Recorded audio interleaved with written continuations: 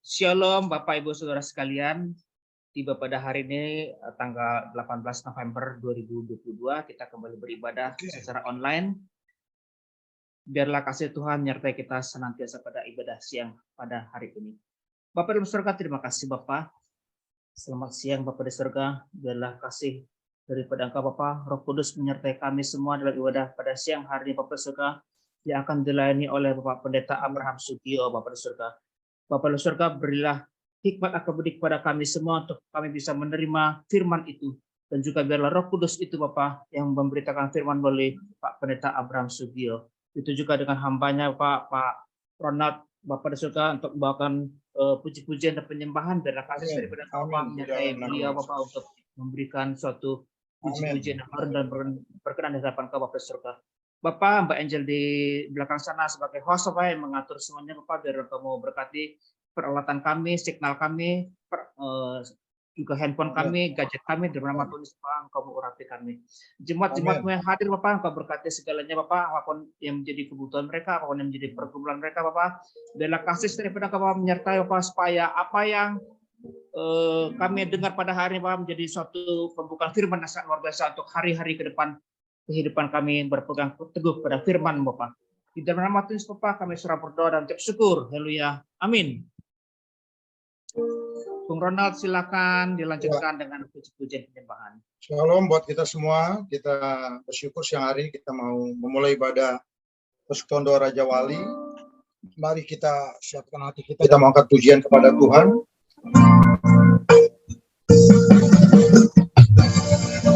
Bila ku lihat wajahku,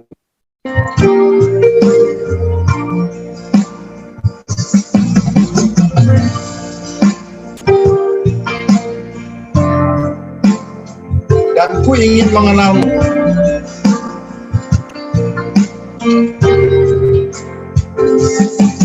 Bila ku buka mataku dan lihat wajahmu, ku terkagum bila dan karya tanganmu, ku tersanjung karena semua yang baik dalam hidupku itulah karyamu.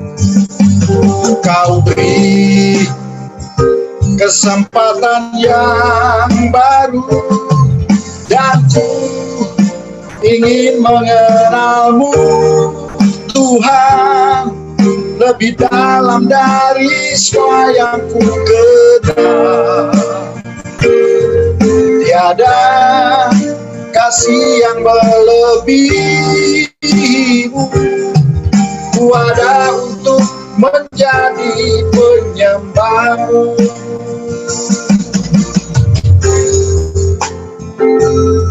Bila ku buka mataku dan lihat wajahmu,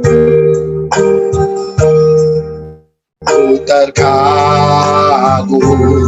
bila ku lihat hidupku dan karya tanganmu, ku tersanjung karena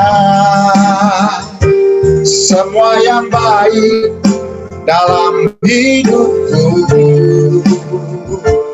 itulah karyamu. Kau beri kesempatan yang baru dan ku ingin mengenalmu Tuhan lebih dalam dari semua yang ku kenal. Tiada kasih yang melebihimu, ku ada untuk menjadi penyembahmu dan ku ingin mengenalmu dan ku ingin mengenalmu Tuhan lebih dalam dari semua yang ku kenal. Tiada kasih yang melebihimu. Ku ada untuk menjadi penyembahmu. Ku ada untuk menjadi penyembahmu. Ku ada untuk menjadi penyembahmu.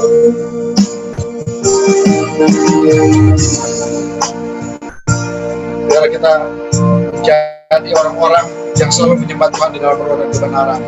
Mari kita mau tetap cinta, kita mau tetap setia kepada Tuhan. Ku tetap cinta, ku tetap cinta, walau badai datang menerpa.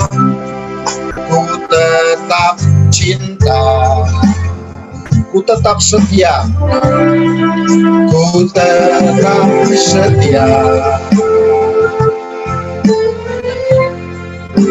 ku tetap setia, walau taufan datang menerpa. Ku tetap setia. Terlalu banyak yang Tuhan telah beri, takkan mungkin ku balas dari apa yang ku miliki. Ku persembahkan seluruh hidupku, biar ku tetap cinta dan ku tetap setia untuk selama-lamanya. Ku tetap cinta, ku tetap cinta, walau badai datang menerpa. Ku tetap cinta, ku tetap setia, ku tetap setia,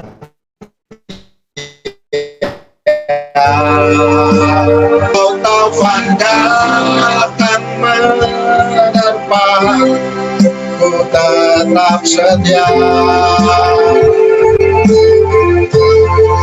Terlalu banyak yang Tuhan telah beri, takkan mungkin ku balas dari apa yang ku miliki. Ku persembahkan seluruh hidupku, biar ku tetap cinta dan ku tetap setia untuk selama-lamanya. Biar ku tetap cinta dan ku tetap setia untuk selama-lamanya. Biar kita tetap cinta dan setia kepada Tuhan. Kita mau masuk lebih dalam lagi untuk mendengarkan sabda firman Tuhan. Kita mau angkat pujian seperti wanita.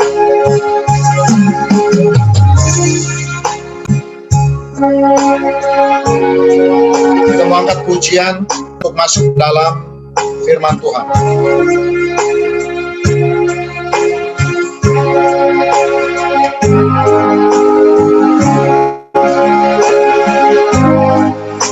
Seperti wanita mengurapimu, menangis di bawah kakimu. Demikian hidup mau mengasihi Yesus, engkau baik bagiku. Seperti wanita mengurapimu, menangis di bawah kakimu. Demikian hidup mau mengasihi Yesus, engkau baik bagiku. Sampai akhir ku menutup mata, ku tetap setia menanti janjimu.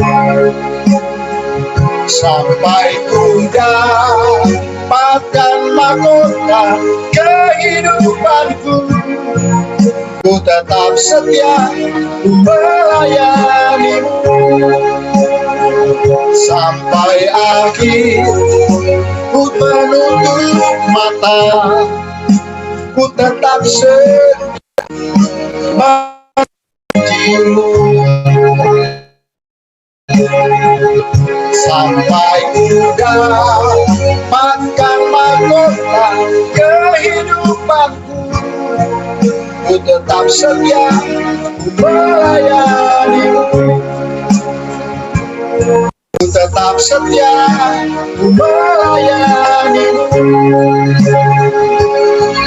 Ku tetap setia melayanimu. Saya serahkan buat hambanya Bapak Pendeta Sugio. Mari kita berdoa. Bapak Ibu sahabatku yang dikasihi Tuhan, adalah baik ketika kami tetap ada dalam hadirat-Mu ya Tuhan. Adalah baik bagi kami untuk terus mengisi hari-hari kami dengan tuntunan Tuhan yang luar biasa. Kami rindu siang hari ini di tengah-tengah pekerjaan kami di Raja Wali Group, Tuhan berikan kami kesempatan untuk kami berkontemplasi dengan Roh-Mu, dan kami boleh belajar dan diajar dengan firman. Kami tahu Tuhan, situasi yang kami hadapi hari-hari ini tidak terlalu baik, tapi satu hal kami percaya, Tuhan tidak pernah membiarkan kami untuk berjalan sendirian. Olehnya, waktu yang ada untuk kami beribadah, kami gunakan sebaik-baiknya sebagai excellent sacrifice di hadapan-Mu, sehingga sisa hidup yang Engkau percayakan untuk kami hidupi adalah sisa hidup yang kami pakai untuk kemuliaan Tuhan. Bapak berbicara, kami siap diberkati. Di dalam nama Yesus kami berdoa dan mengucap syukur. Haleluya. Sama-sama berkata, amin. Bapak Ibu, suara saya jelas didengar? Jelas. Yang jelas, oke, puji Tuhan. Haleluya. Haleluya. Saudaraku yang dikasihi Tuhan, tema khotbah, bukan khotbah sih, sharing ya. Ini semuanya orang-orang pintar, untuk apa dikhotbahin? Hamba-hamba Tuhan yang luar biasa. Haleluya. Saya hanya sharing saja, menyampaikan kebenaran firman Tuhan. Karena selebihnya Anda yang akan memutuskan akan melakukan atau tidak. Nah, itu poinnya nggak enak jadinya. Ya, saudara yang dikasihi Tuhan, excellent sacrifice. Saya 16 tahun yang lalu tepatnya, saya pergi ke Batam, saudara yang dikasihi Tuhan, ke Batam. Saya hampir setahun 2-3 kali ke Batam, sampai terakhir itu sebelum pandemi kemarin. Saya pelayanan, ada beberapa kawan saya kepala sidang di sana, dan saya melayani gereja-gereja yang ada di Batam. Bapak Ibu sering dikasihi Tuhan, mungkin di antara kita banyak yang pernah mendengar ada restoran waralaba, yaitu namanya restoran ayam penyet Ria dari Batam. Mungkin Bapak Ibu pernah dengar namanya ayam penyet Ria, atau ayam penyet Ibu Ruth kalau nggak salah sekarang namanya. Sebenarnya Ria itu singkatan, sudah dikasih Tuhan. Itu kita dapatin waktu kita ke sana. Ria itu adalah rumah idaman Allah. Keren ya, Ria, rumah idaman Allah. Oke, kawan saya Pendeta Rudianto Tanaka, pemilik daripada ayam penyet Ria ini, pindah ke Batam kurang lebih itu tahun 2000. Dengan banyak masalah yang dia dapatkan dari Surabaya, karena dia sebelumnya seorang kontraktor, seorang pelayan Tuhan, tetapi mengalami kebangkrutan yang dahsyat sehingga dia tinggalkan Surabaya dan menuju ke Batam. Ingat loh Bapak Ibu, perjumpaan dengan Tuhan bisa ketika kita bangkrut. Perjumpaan dengan Tuhan bisa kita alami ketika kita gagal dalam bisnis.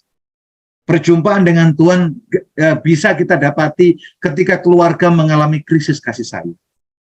Makanya hari-hari ini sebagai hamba Tuhan saya mengingatkan, mari asah kepekaan kita. Karena Tuhan bisa berbicara dengan kita dalam segala situasi untuk mengubah hidup kita, sehingga kita melakukan yang terbaik apa yang seperti Tuhan inginkan. Yang setuju katakan, kasih angkat jempolnya, haleluya, puji Tuhan. Setuju ya? Jangan lagi nuruti ajakan-ajakan dunia sudah. Dunia ini makin jahat, sudah tua dunia ini. Kita semakin dekat dengan Tuhan saja. Haleluya, seperti nama PD kita Raja Wali, terbang tinggi. Raja Wali tidak melihat masalah, tapi hanya menontonnya saja dari tempat yang tinggi. Karena Raja Wali itu beda dengan burung emprit. Kalau burung emprit itu terbangnya bergerombol dan takut, tapi Raja Wali enggak. Makanya Alkitab berkata, we are flying like eagle, not flying like emprit. Jadi orang Kristen yang gampang putus asa itu mental emprit. Orang Kristen yang gampang menyerah itu emprit. Tapi orang Kristen yang terus berbuat baik meskipun orang lain jahat kepada kita, itu adalah seperti Raja Wali yang terbang. Nah, saudaraku, teman saya Pendeta Rudi ini usaha 5 tahun di Batam itu masih ngontrak. Rukunya ngontrak, anaknya 5 di situ, dan terus berusaha dari situ. Saudaraku yang dikasihi Tuhan, suatu ketika dia punya tabungan yang cukup untuk membayar DP ruko dengan tinggal 5 anaknya dan tentu dengan restorannya. Dikumpul itu hampir mendekati 200 sekian juta. Ketika dikumpul saudaraku, suatu ketika ini 2 bulan lagi akan habis kontrak ruko yang ditempati. Ada hamba Tuhan datang ke rumah dia. Ada hamba Tuhan datang ke rumah dia, 2 hamba Tuhan, 1 perempuan, 1 laki-laki. Yang perempuan bertemu dengan ibunya di lantai 2, yang laki-laki bertemu dengan Pak Rudi di lantai pertama. Ketika hamba Tuhan itu berbicara pelayanan kepada keluarga itu, disuruh dikasih Tuhan.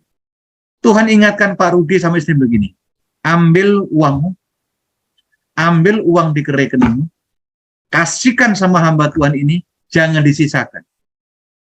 Hanya batas minimal yang ada di BCA, supaya rekeningmu nggak ditutup. Bingung saudaraku, how come? Ruko ngontrak, semua ngontrak, anak-anak belum. Tetapi ini ada hamba Tuhan yang mau membangun menara doa, saudara. Dan Tuhan secara audible bilang, ambil uangmu dan serahkan kepada dia semuanya. Semuanya. Suaminya Pak Rudi bilang begini, kalau aku ambil, apa yang saya bicarakan sama istri saya? Kan biasa kan, Menteri Keuangan kan dipegang sama ibu-ibu. Makanya Menteri Keuangan Indonesia Sri Mulyani. Haleluya. Laki-laki boleh jadi panglima, tapi ingat, di rumah ada panganam. Yang menentukan adalah panganam, bukan panglima. Haleluya, puji Tuhan. Saudara ini kasih Tuhan Yesus Kristus. Akhirnya Pak Rudi nurut. Dia pergi meninggalkan hamba Tuhan untuk menuju ke lemari mau ambil uang, tapi di tangga itu ketemu sama istrinya. Dan istrinya bilang apa? Kamu mau ngambil buku tabungan ya? Dan uangnya harus diambil ya? Untuk diberikan kepada hamba Tuhan ini yang akan membangun menara doa. Nangis Pak Rudi, saudara. Loh, terus hal yang sama Tuhan bicarakan kepada saya. Kata ibunya. Dan singkat cerita, saudaraku, uang itu disisakan cuma 50.000 sebagai saldo minimal di bank. Diberikan langsung kepada hamba Tuhan. Pertanyaannya gini, apakah rukunya kebeli dalam 1-2 tahun berikutnya? Enggak. Apakah tiba-tiba ada berkat yang ujuk-ujuk? Apa ujuk-ujuk? Suddenly? Tiba-tiba? Enggak. 4-5 tahun tetap ngontrak, tetap berjuang. Tapi singkat cerita, karena tema khotbah saya adalah excellent sacrifice. Sejak dari kurang lebih 10 tahun yang lalu, ayam penyet ria sudah ada di 120 outlet. Ada di 6 negara. Bahkan sekarang grow luar biasa itu ada di Australia, Melbourne dan Sydney. Dan perpuluhannya dari 10 tahun yang lalu, kurang lebih perpuluhannya. Rata-rata keluarga ini perpuluhan antara 1,5 sampai 2 miliar setiap bulan di hadapan Tuhan. Kok nggak ada amin?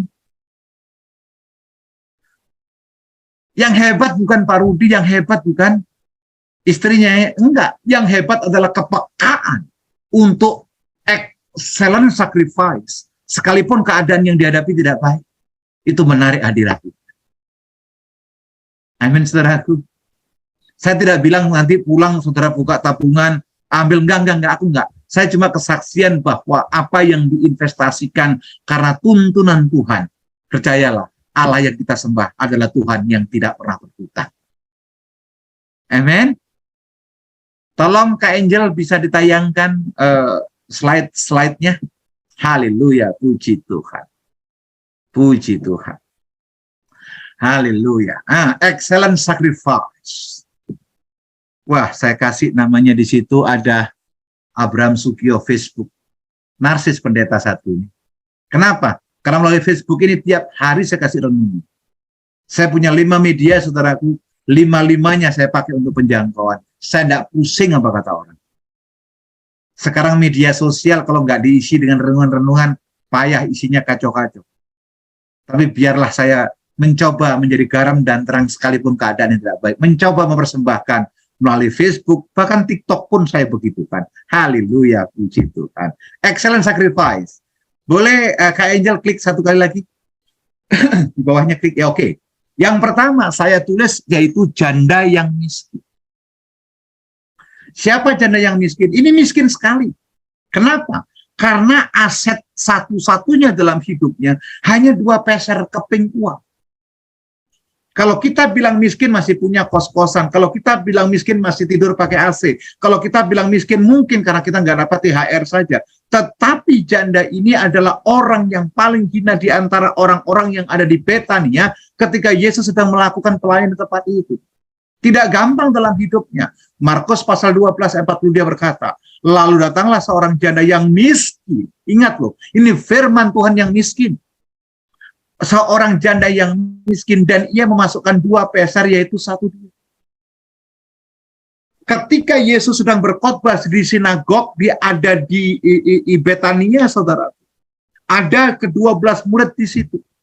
Dan biasa Tuhan selalu memperkatakan perkataan hukum-hukum Taurat. Dan Tuhan berkata, hendaklah kalian datang bukan dengan tangan hampa, tetapi memberikan persembahan di hadapan. Semua orang dalam konteks pasal ini adalah orang memberi dari apa? Kelebihan. Paling tidak, apa yang diberikan masih ada sisa buat dirinya. Betul atau tidak? Tetapi janda ini berbeda. Pak, Bu, lihat saya sebentar. Besok hari Minggu saya pergi ke Tanah Perjanjian untuk yang ke-81 kali. Puji Tuhan. Puji Tuhan. Karena saya kepingin nyalon jadi lurah di Yerusalem. Siapa tahu kepilih.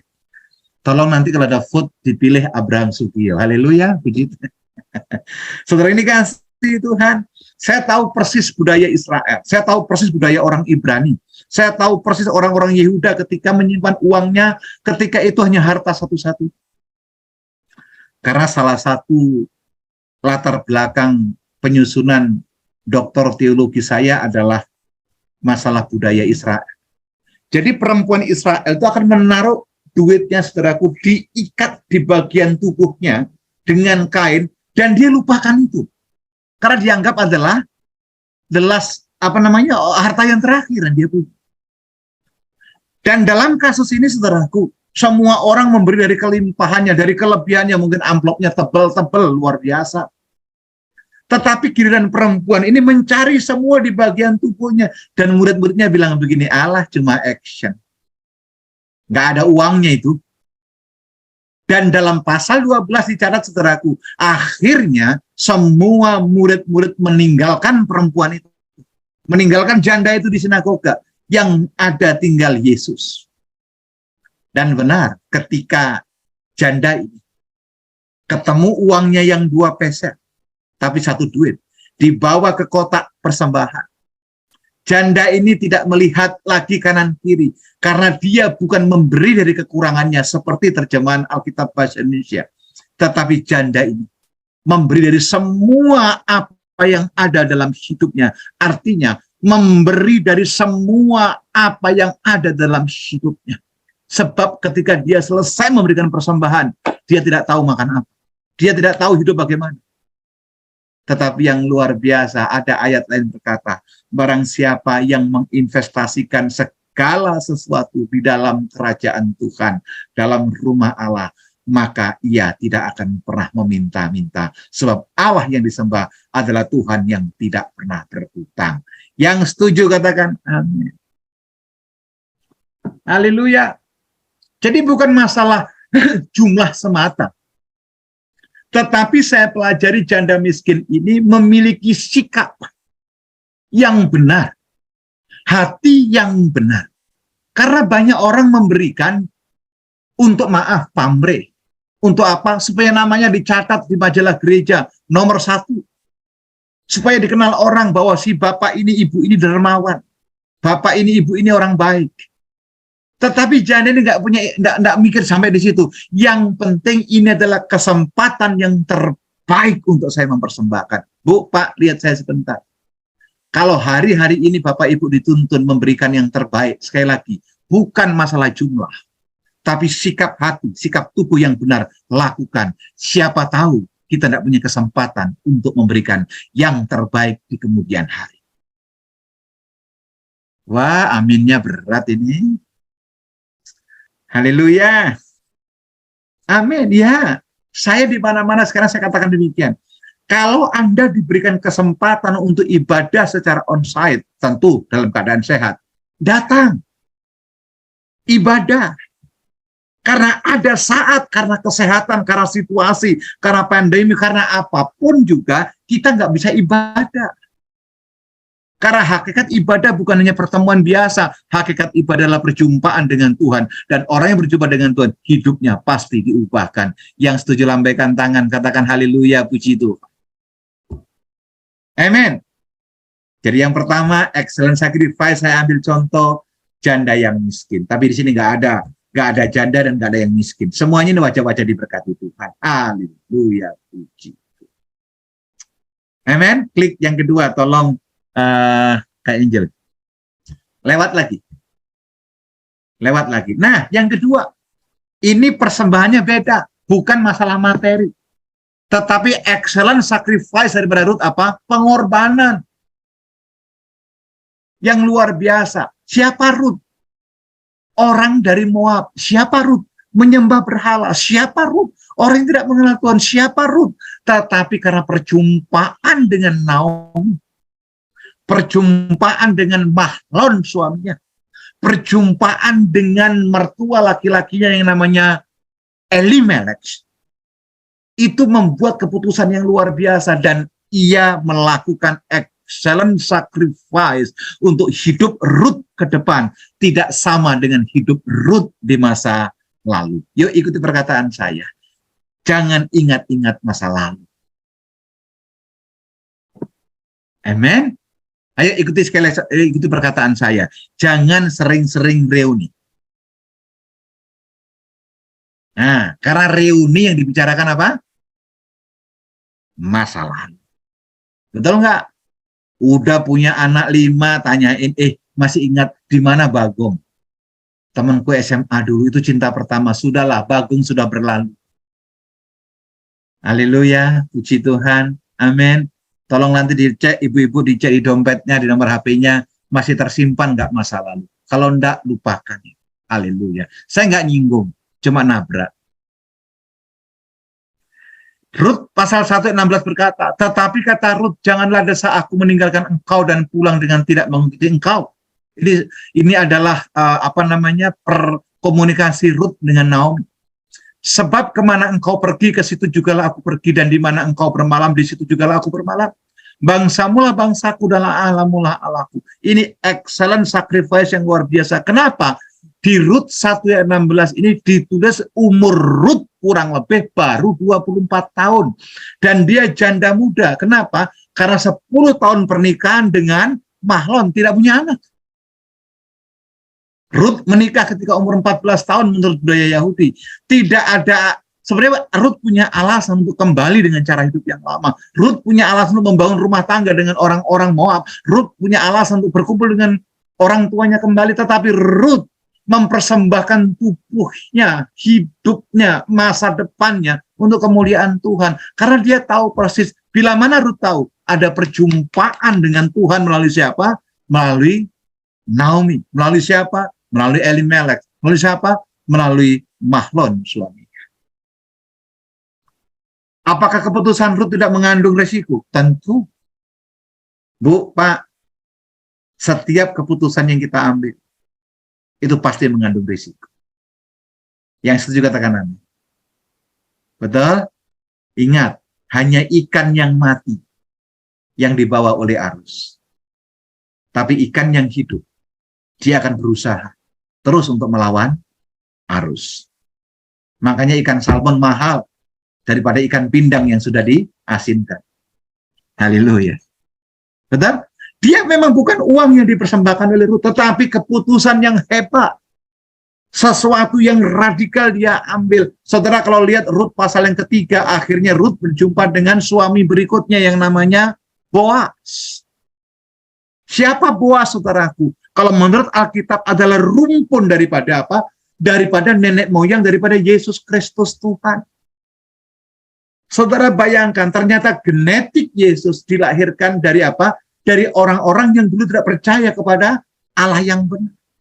Artinya gini loh Bapak Ibu, seburuk apapun masa lalu kita, kalau kita mengambil keputusan yang benar, saya mau pastikan Anda semuanya berharga di mata Tuhan. Amin. Kita semua luar biasa di mata Tuhan. Kita hebat di mata Tuhan. Tidak ada satupun yang berhak untuk melecehkan apalagi menghina kita. Karena kita diciptakan serupa dan segambar dengan Tuhan. Haleluya, puji Tuhan. Tolong klik sekali lagi, Mbak Angel. Haleluya, puji Tuhan. Baik, yang berikutnya. Kalau tadi yang pertama adalah janda miskin. Yang kedua adalah janda namanya Rut. Yang ini nggak disebut janda sih, namanya Rahab. Tetapi Rahab ini siapa? Pelacur. Saya search di Google bagaimana sih gambarnya Rahab, saya dapatkan gini. Keren ya. Ya, siapa Rahab, saudaraku? Pelacur. Orang yang jahat, dan dia hidup dari 0 tahun. Maaf, dia bukan hanya pelacur kalau menurut terjemahan bahasa aslinya. Dia adalah koordinator daripada pelacur. Kalau bahasa kerennya mungkin bahasa Alexisnya itu adalah mami. Ya, kalau bahasanya Kalijodo mungkin germo. Kalau bahasa, saya usah bahas itu lah, ngapalin bahasa-bahasa gitu. Ya, saudaraku, coba lihat Yosua pasal 2 yang ke-6. Tetapi perempuan itu telah menyuruh keduanya naik ke sotoh rumah dan menyembunyikan mereka di bawah timbunan batang rami yang ditebarkan di atas sotoh itu. Siapa dua orang ini? Adalah utusan-utusan Yosua. Siapa dua orang ini? Adalah pengintai-pengintai yang akan melihat tanah yang dijanjikan buat bangsa Israel, bangsa Yehuda, dan Rahab yang seorang pelacur, dan Rahab yang hidupnya hina, dan Rahab yang hidupnya tidak pernah mengenal Allah yang benar, mendengar bahwa Allah dua pengintai ini adalah Allah yang benar dan akan memberikan tanah Yeriko dan Kanaan buat bangsa Yehuda. Bu, Pak, bukankah iman itu timbul dari pendengaran? Pendengaran akan firman Tuhan. Amen. Setiap Jumat kita mendengarkan firman Tuhan. Setiap minggu kita mendengarkan firman Tuhan. Pak Parulian tiap hari saya kasih renungan. Betul? Kan firman, pertanyaannya gini loh. Firman memang ada, pertanyaannya kita melakukan atau tidak. Di banyak tempat selalu saya katakan, bagian saya menyampaikan firman Tuhan. Bagian saya memberikan teguran-teguran sesuai dengan arahan firman Tuhan. Tapi melakukan atau tidak, itu bukan urusan saya lagi. Setuju? Amin? Jadi nanti dalam kitab penghakiman, saya tidak disalahkan oleh Tuhan. Nanti jangan sampai saya dihadapkan kitab kehidupan, kamu ngajar salah. Nah, celaka saya. Tapi apa yang saya ajarkan, apa yang saya sampaikan, adalah apa yang Tuhan katakan. Melakukan atau tidak, bukan urusan saya lagi. Yang setuju katakan amin. Bu, Pak, apakah Rahab tidak punya resiko? Tentu, kalau Rahab ketemu sama Raja Kanaan waktu itu, pasti dibunuh. Kalau Rahab tertangkap oleh pasukan Kanaan, pasti dibunuh. Tetapi Rahab berani mengambil keputusan yang hebat. Demi apa? Demi masa depannya. Bu, Pak, Tuhan tidak tertarik dengan masa lalumu, sehebat apapun masa lalumu. Tapi yang Tuhan concern adalah apa? Hidupmu hari ini dan bagaimana engkau menyongsong masa depanmu. Yang setuju katakan amin. Oke, karena saya di banyak tempat dengar cerita, bahkan dengar kesaksian, orang membangga-banggakan masa lalunya. Oh, dulu saya suka memberi. Dulu, saiki. Nah, itu masalahnya. Oh, dulu saya sering berdoa.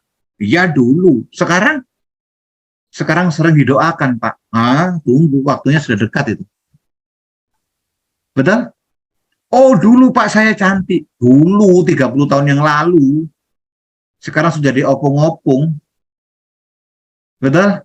Jadi tidak usah ingat-ingat masa lalu. Kita hidup hari ini dan kita song-song masa depan. Bersama dengan Tuhan, kita melakukan perkara-perkara yang luar biasa. Yuk ikuti perkataan saya. Mengambil keputusan yang benar. Keputusan yang benar, ya kita tidak bisa lagi main-main Bapak Ibu. Karena kita hanya menghidupi sisa hidup. Sisa hidup.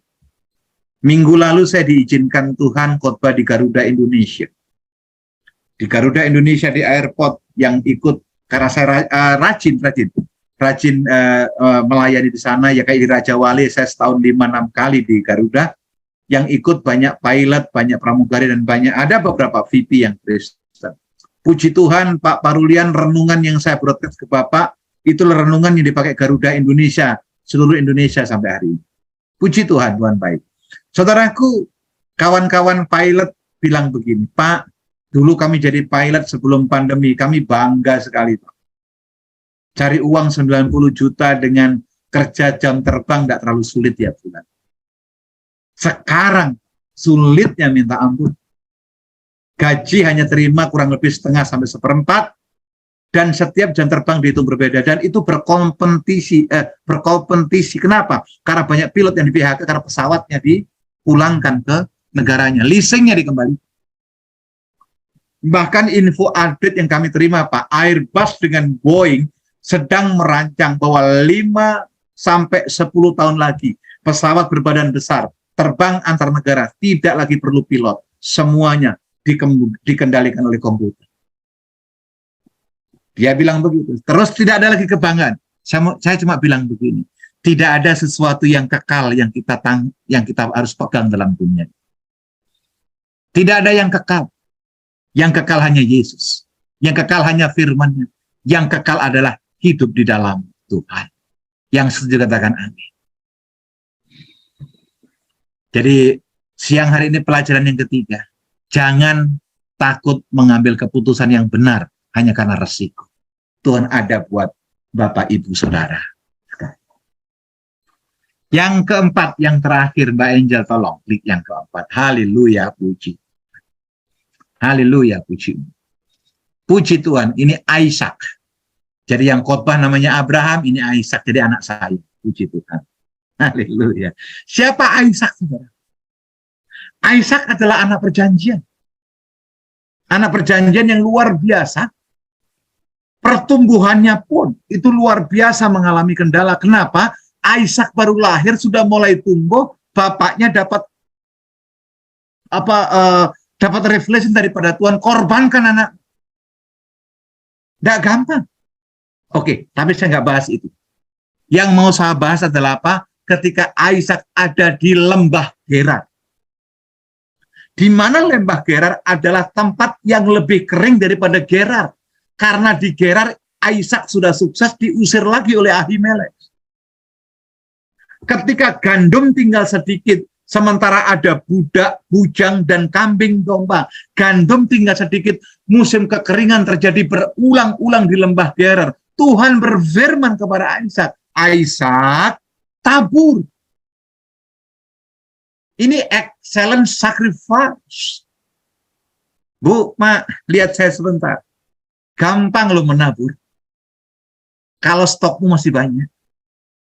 Kalau gandummu masih banyak. Gampang lo memaafkan pasangan hidup kita. Kalau pasangan hidup kita bertobat. Tapi kalau pasangan hidup kita kasih pengampunan, tetapi berulang, diulang, dan diulang kembali. Betul tidak? Loh, kalau jujur saya mau katakan, siapa yang paling potensi menyakiti hati kita? Bukan orang lain, orang yang dekat dengan engkau. Betul tidak? Yang dulu mengagumi kita, aduh cantiknya kamu, aduh gantengnya kamu, aduh luar biasanya, bodimu kayak biola Spanyol, aduh. Tapi ketika kita salah mulai, coba lihat kejadian hari-hari ini, yang namanya KDRT. Di Depok istri minta sesuatu, suaminya emosi, ditusuk mati sama anaknya. Sedemikian rupa jahatnya ini. Betul, luar biasa. Kalau kita mengampuni, yang diampuni bertobat, baik. Tetapi kalau yang kita ampuni nggak bertobat, bukan pekerjaan gampang. Tapi Tuhan berkata apa? Ampuni dan ampuni. Ketika perbuatan baikmu tetap disalahartikan, jangan putus asa, tetaplah berbuat baik. Amin. Saudaraku, maka menaburlah Ishak di tanah itu, dan dalam tahun itu juga ia mendapat hasil 100 kali lipat sebab ia diberkati Tuhan. Nah, ini yang disukai orang Kristen. Dapat 100 kali lipatnya dulu. Berkatnya yang diaminkan. Yes, Tuhan aku tangkap 100 kali lipat. Maka enggak bisa, tabur dulu. Makanya kan ada dulu doa-doa yang sedikit agak munafik. Termasuk di gereja. Tuhan berkati tangan-tangan yang memberi maupun yang belum memberi. Itu doa munafik. Mana mungkin yang tidak memberi diberi. Barang siapa memberi kepadanya akan diberi. Bu, Pak, yang dikasihi Tuhan. Saya dengan iman mencoba mengapologit ayat ini. Ketika Ishak menabur gandum di lembah Gerar. Gandum yang tidak banyak itu, yang saya tahu sangat berharga, dia tabur. Dia tidak hanya menyiram dengan air biasa. Kenapa? Karena musim kekeringan. Saya percaya Ishak menabur benih yang dia tanam di lembah Gerar. Dia juga menyirami dengan apa? Dengan air mata berupa doa-doa dan erangan di hadapan. Amin. Mazmur bilang, barang siapa yang menabur dan dengan mencucurkan air mata, ia akan pulang membawa berkas-berkas. Kalau hari ini Bapak Ibu menabur kasih, tapi orang lain tetap menyakiti hati Bapak Ibu, dan Anda harus berurai air mata, jangan menyesal. Air matamu akan ditampung dalam kirbat Tuhan. Hari ini mungkin perbuatan baikmu tidak dilihat orang, tapi engkau lakukan dengan tulus. Ingat, Tuhan tidak pernah kekurangan cara untuk bisa memulihkan keadaan kita. Hari ini mungkin pelayananmu tidak nampak, tidak muncul di mimbar, sehingga orang tidak kagum, tidak memberikan apresiasi, mungkin juga tidak memberikan aplaus buat kita. Tetap lakukan dan tabur kebaikan, sebab itu excellent sacrifice, sebab Tuhan tidak pernah menutup mata atas perbuatan seseorang. Amen. Mungkin kita sudah melayani di PD ini sudah sekian lama. Pak, kenapa jiwanya nggak terlalu banyak? Sudahlah. Bagian kita melakukan, bagian kita menabur apa yang Tuhan suruh untuk kita lakukan. Bagian Tuhan untuk mengirimkan jiwa-jiwa. Betul? Kalau ini kita sadari, saudaraku, tidak ada lagi penyesalan, tidak ada lagi yang bahasa Inggrisnya itu dikatakan burn out, lelah. Pak, capek pelayanan, Pak, lelah pelayanan. Sejauh saya tahu tidak ada firman yang bilang begini. Dan pada akhirnya Petrus dan Yakobus pulang pelayanan pada kecapean. Haleluya. Betul nggak? Kenapa ada pelayanan capek? Jawaban saya gampang. Karena Anda mengambil pelayanan yang bukan bagian Anda. Semua diambil. Lakukan pelayanan seperti apa yang Tuhan inginkan untuk kita melayani. Yuk Bapak Ibu, waktu yang ada kita gunakan dengan baik. Jangan sia-siakan anugerah Tuhan. Jangan sia-siakan kesempatan yang Tuhan berikan atas kita. Tetap lakukan yang terbaik. Sebab hari-hari ini adalah jahat. Dan percayalah ketika Anda sungguh-sungguh dalam Tuhan, Allah yang saudara sembah adalah Tuhan yang bertanggung jawab. Amin. Tuhan Yesus memberkati kita semuanya. Ini saya sambung dengan doa.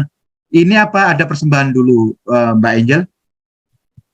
Ada pengumuman sama persembahan, Bapak. Sebentar. Oke, sekarang saya tutup dulu firman ini ya. Kami mengucap syukur Tuhan. Terima kasih buat kesempatan kami boleh belajar akan firman. Terima kasih. Engkau telah memberikan teladan yang hidup buat kami, yang Engkau berikan kepercayaan untuk menghidupi sisa hidup kami. Tuhan, mampukan kami terus untuk melakukan excellent sacrifice, baik dalam pelayanan, rumah tangga, pekerjaan, sehingga apa yang kami lakukan sungguh-sungguh berkenan di hadapan Tuhan. Terima kasih Bapa, hamba-Mu selesai berbicara, tapi Engkau belum selesai berperkara. Di dalam nama Yesus, pujian, hormat, dan ucapan syukur hanya bagi-Mu. Haleluya.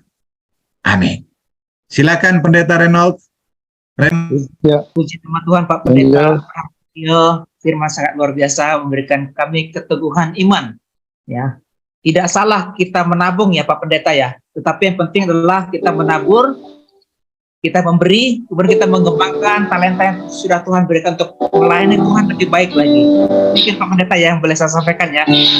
Alas firman Tuhan pada saat hari ini. Mbak Angel mungkin ada yang boleh sampaikan?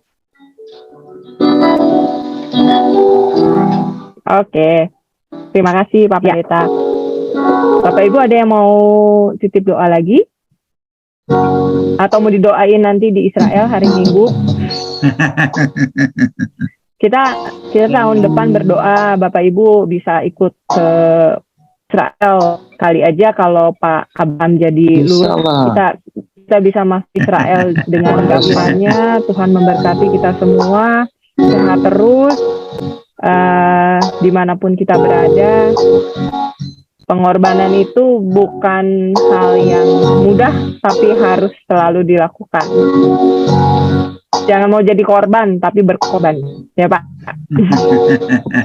Saya serahkan kepada Om Ronald menutup doa. Oke, sebelum kita berdoa nanti Pak Pendeta Abraham, kita angkat pujian, katakan, ku mau seperti-Mu Yesus.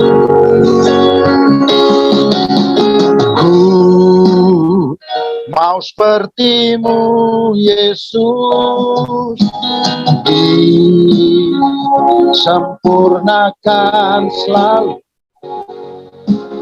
dalam segenap jalan, memuliakan nama-Mu. Ku mau seperti Yesus. Ku mau seperti-Mu Yesus, disempurnakan selalu yang segenap jalan memuliakan nama, memuliakan nama. Saya serahkan buat Bapak Pendeta Abraham Sugi. Ungkapan dan ucapan syukur kami tidak pernah ada putusnya ya Aba ya Bapa. Saat ini kami naikkan syafaat kami, dan biarlah Engkau menyendengkan telingamu atas doa-doa buat kesembuhan yang boleh terjadi atas setiap partisipan yang ada dalam Raja Wali, dalam persekutuan Raja Wali ini. Persekutuan ini akan menjangkau banyak jiwa, memberikan dampak yang positif, bahkan pengurusnya ada dalam satu unity yang luar biasa, sehingga yang nampak dalam persekutuan ini bukan pribadi lepas pribadi, tetapi Yesus yang hidup atas hidup. Nama Yesus. Amin. Dalam nama Yesus. Kami juga berdoa yang terpapar COVID, semoga imun tubuhnya meningkat dan dapat melawan virus yang sedang meningkat. Kami percaya Tuhan, siapapun yang terjangkit COVID siang hari ini, mujizat Allah itu nyata. Penyertaan Tuhan itu luar biasa. Terima kasih Tuhan. Kami juga berdoa buat bangsa negara kami Indonesia. Kami bersyukur bangsa kami telah berhasil melakukan conference G20. Kami percaya bangsa kami terus menjadi berkat bagi bangsa-bangsa. Pemimpin bangsa kami, Pak Jokowi, Pak Ma'ruf, dan jajaran menteri kabinet, legislatif, aparatur negara, Tuhan lawat. Bangsa kami akan ada lawatan Tuhan yang luar biasa. Kaki dia di bangsa kami.